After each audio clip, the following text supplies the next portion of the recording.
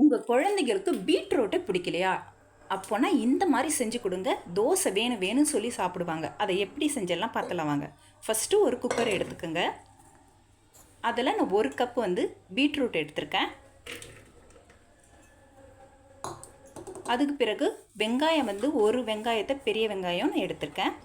அதையும் சேர்த்துட்றேன். ஒரு 5 பீன்ஸ் போட்டிருக்கேன். அதையும் சேர்த்துடலாம். அதுக்கப்புறம் ஒரே ஒரு கேரட், அதையும் சேர்த்துடலாம். ஒரே ஒரு தக்காளி. இது எல்லாத்தையும் சேர்த்த பிறகு நம்மளுக்கு தேவையான அளவு தண்ணி வச்சுட்டு இதை நம்ம கொஞ்சமாக ஒரு 1/4 டீஸ்பூன் மட்டும் மஞ்சத்தூள் சேர்த்துருக்கேன். இதை அப்படியே போட்டு வெயிட் போட்டு நம்ம விசில் போட்டுடலாம்.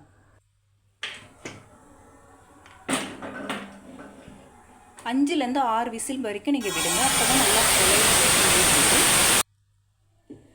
இது வெந்த பிறகு இப்படி இருக்கும்.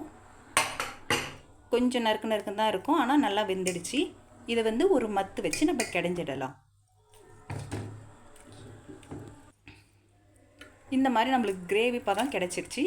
இப்போ மறுபடியும் இதை நம்ம அடுப்பில் வைக்க போகிறோம். தேவையான அளவு தண்ணி ஊற்றிக்கங்க. உங்களுக்கு எவ்வளோ திக்காக இல்லை தண்ணியாக வேணுமான்னு இருந்தாலும் நீங்கள் எவ்வளோ தூரம் வேணும்னா வச்சுக்கலாம்.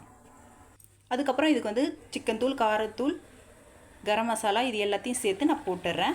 அந்த கிரேவிலே போட்டுட்டு இதை ஒரு வாட்டி கலந்து விட்டுருங்க.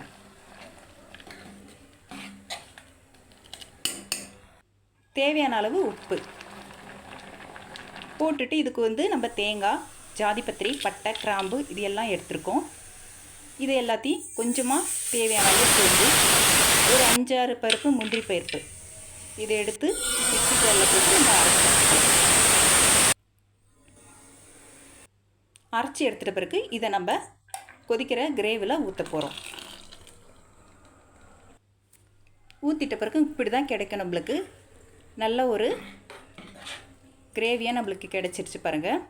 ரொம்பவே டேஸ்டியாக இருக்கும். அதுக்கப்புறம் இதுக்கு ஒரு தாளிப்பு கொடுத்துடலாம். வானல் வச்சு ஆயில் ஊற்றிக்கங்க தேவையான அளவு. கொஞ்சமாக சோம்பு போட்டுக்குங்க. ஒரு ஸ்டார் பூ, ஒரு பட்டை, கிராம்பு போட்டிருக்கேன். லைட்டாக இஞ்சி பூண்டு இடித்து நான் சேர்த்துருக்கேன். அதுக்கப்புறமா கொஞ்சமாக கருவேப்பிலை. இது எல்லாம் தாளித்த பிறகு ஊற்றிக்கலாம்.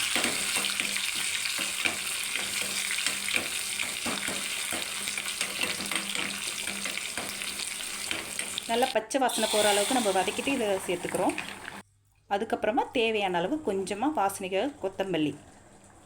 இந்த ஒரு தோசையை ஊற்றி சாப்பிடுங்க. அவ்வளோ டேஸ்ட்டாக இருக்கும், ஹெல்த்தியாகவும் இருக்கும். இந்த மாதிரி செஞ்சு கொடுங்க.